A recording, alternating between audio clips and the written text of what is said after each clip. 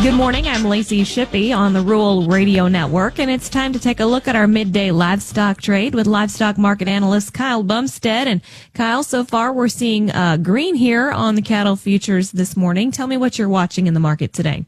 Well, that's right. We're seeing kind of the classic action we've seen here the last few sessions where we start off early and we go down, we go lower, and then we just come rifling back here on this 9:30 time frame. 9:30 to 10:30 is when we've started the ascent, and we're making new highs, new contract highs here in pretty much all the feeders and the live cattle. But I'm looking at something here. These deferred feeder cattle are starting to build in somewhat of a carry structure where they're not quite there yet, but the spreads are telling me that we could be looking at pricing and peak heifer retention here at some point in time next year, the way it's looking here, the way the spreads are acting. But we'll see if that comes to fruition or not. But I don't like the fact that you've taken this bull market that was up front here. The October was leading the way, and now you hedgers can roll their shorts out and pick up almost $2 there on that roll. So that's something that's definitely changed here the last 3 weeks here in this market, which is something we haven't had to deal with in quite some time. Now, on the live cattle side of things here, it's the same, where you've got October folks that are hedged, are rolling those out the decent, picking up 4.25 to 4.5 on their hedges as well, being short from a higher level. So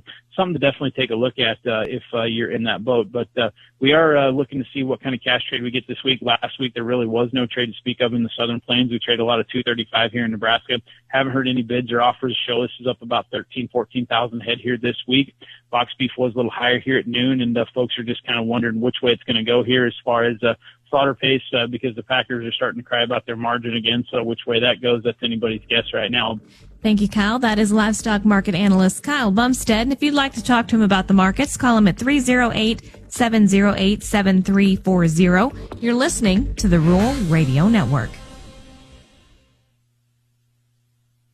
Are you concerned dry weather could impact your pasture, rangeland, or forage next year? PRF Insurance from Farm Credit Services of America offers protection against the risk of loss due to lack of precipitation in your grid. You choose the time period, coverage level, and number of acres to insure, and we do the rest. Apply by December 1st to easily lock in your PRF insurance. Call Farm Credit Services of America at 800-884-FARM. This institution is an equal opportunity provider and employer.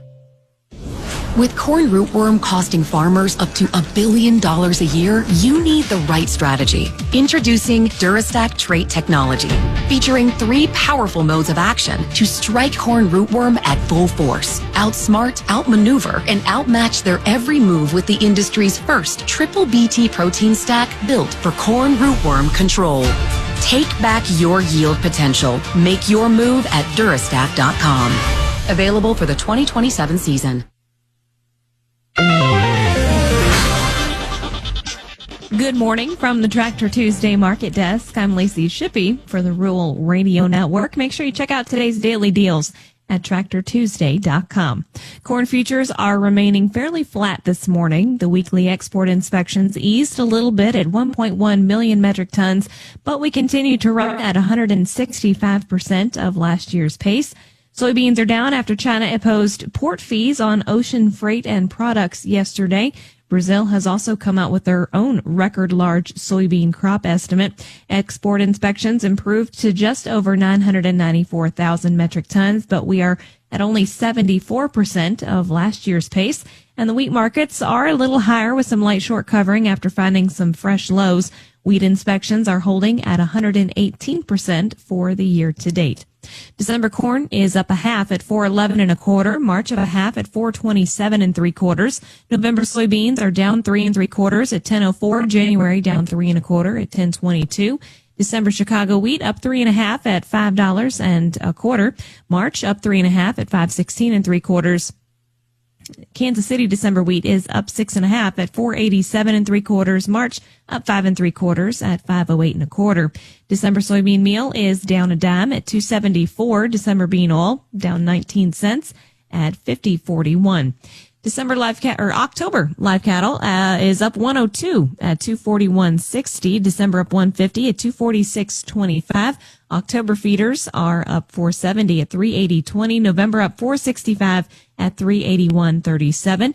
December lean hogs down 207 at 82.77. February down 180 at 85.17. Class 3 milk for November